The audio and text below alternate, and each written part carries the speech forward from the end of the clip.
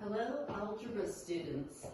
I wanted to do a little more work with perfect squares and simple radical form because I've had a lot of questions about these. So just kind of one thing, talking about perfect squares, that means all these numbers.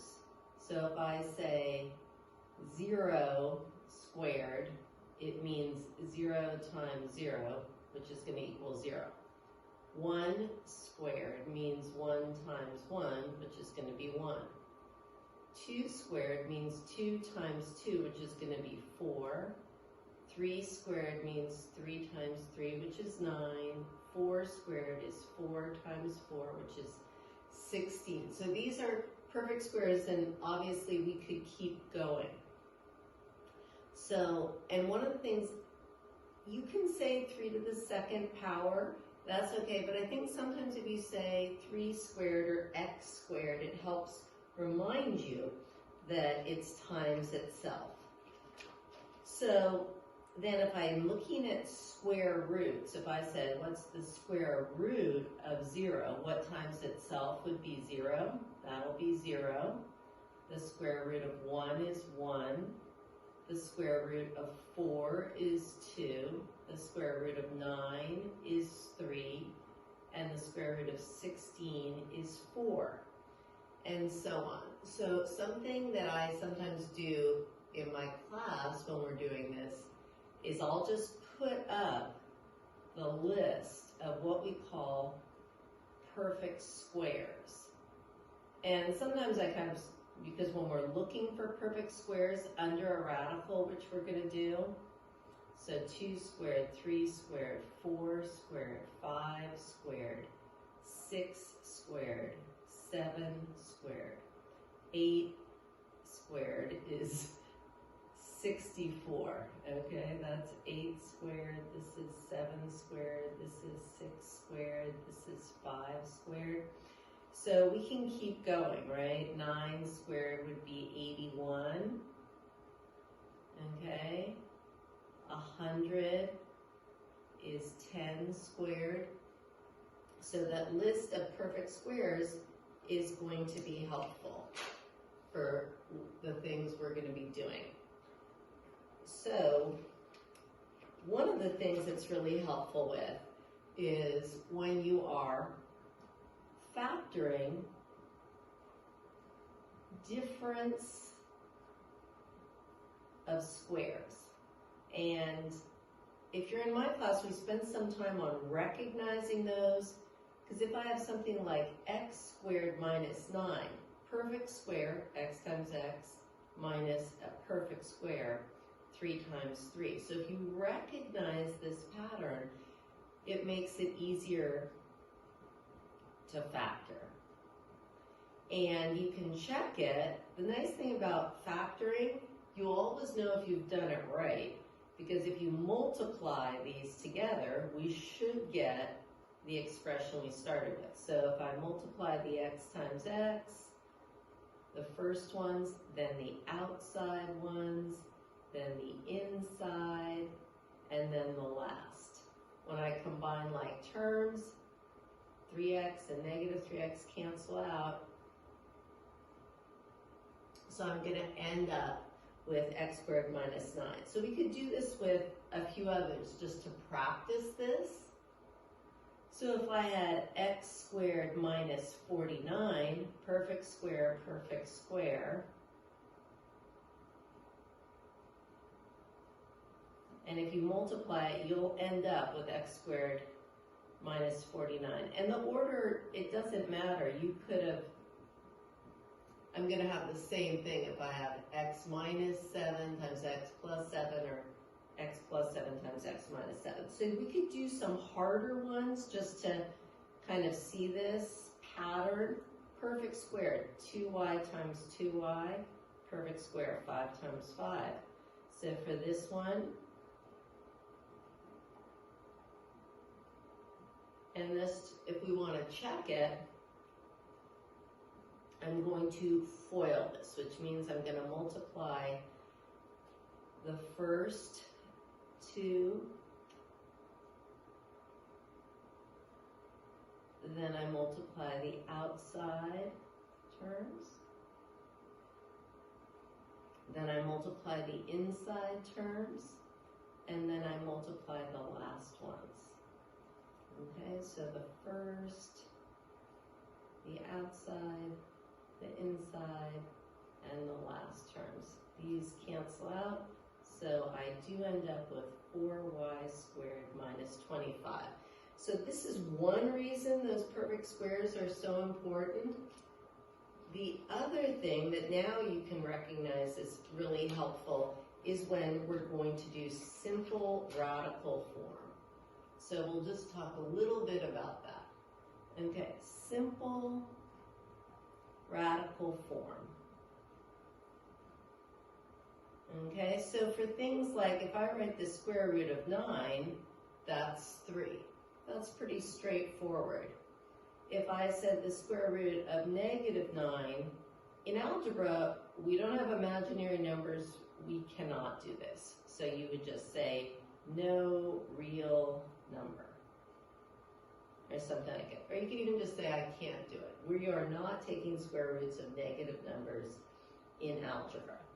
But if you have something like the square root of 12, we are going to look for perfect square factors.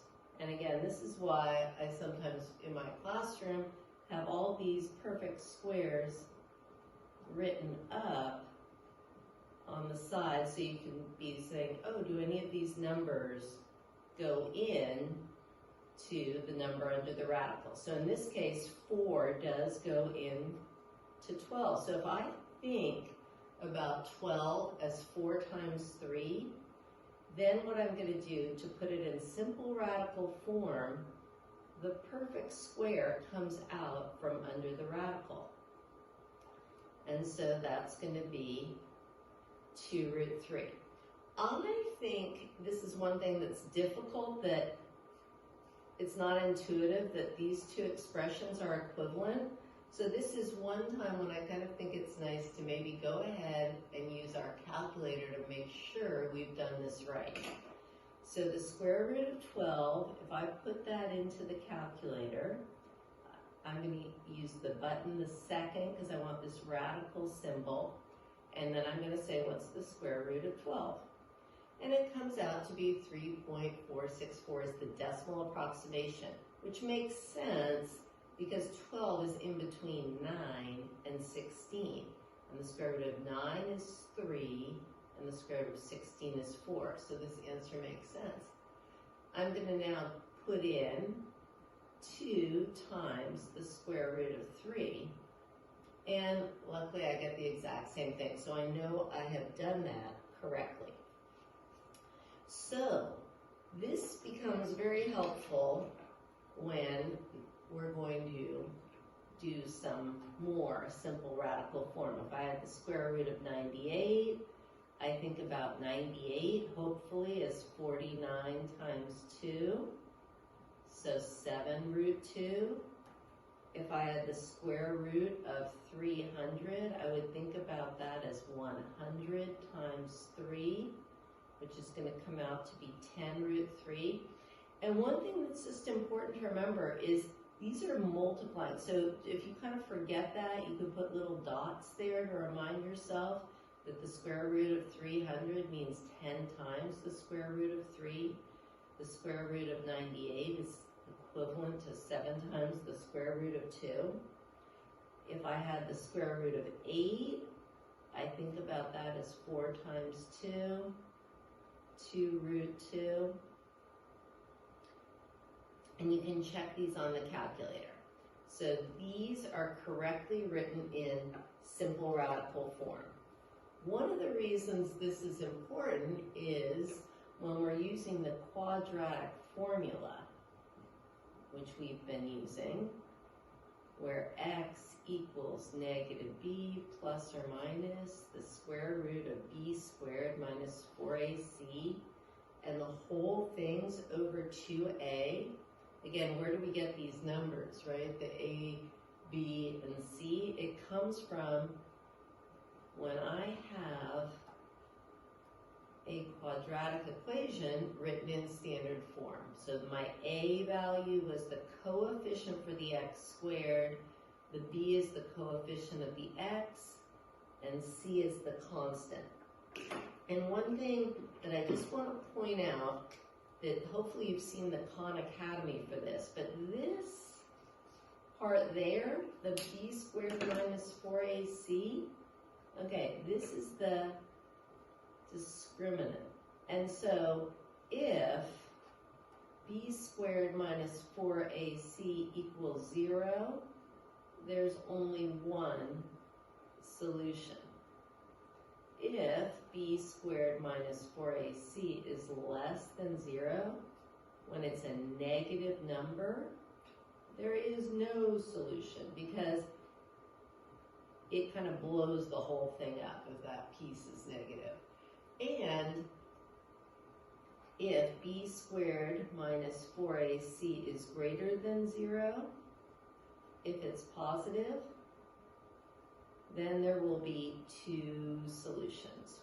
One where it was negative b plus the square root of b squared minus 4ac over 2a, and the other one where it was negative b minus. So why don't we go ahead and work out kind of one of these problems where we're going to need to simplify the expression.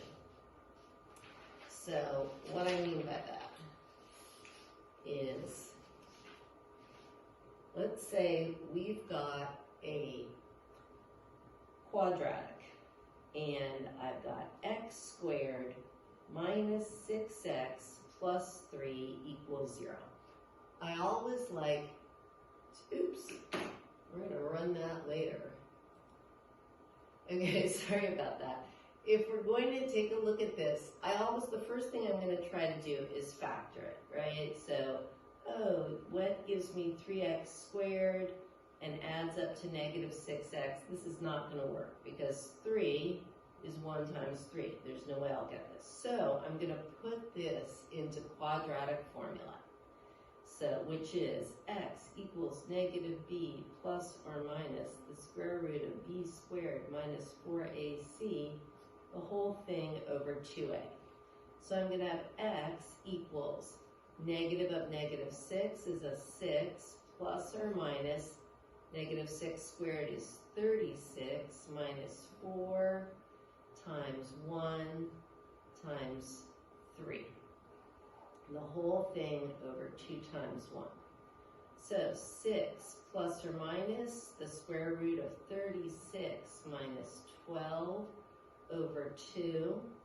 So 6 or plus or minus 24 over 2. So I need to be able to write that 24 in simple radical form. So 24, you could do this off to the side and say, oh, that's 4 times 6 is 24.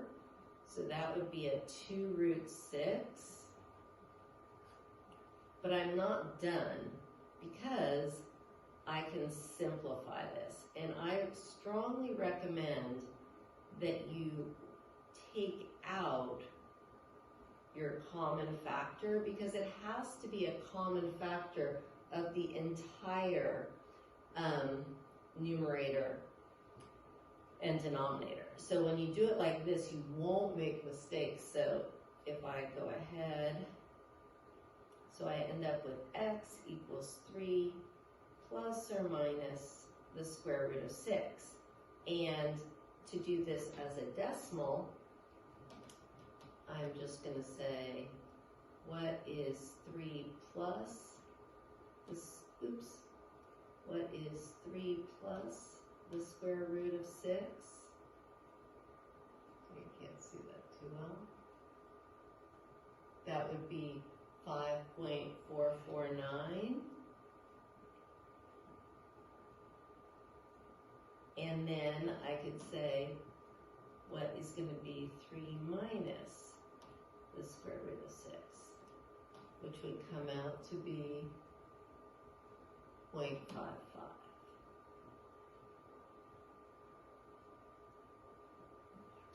Thank you.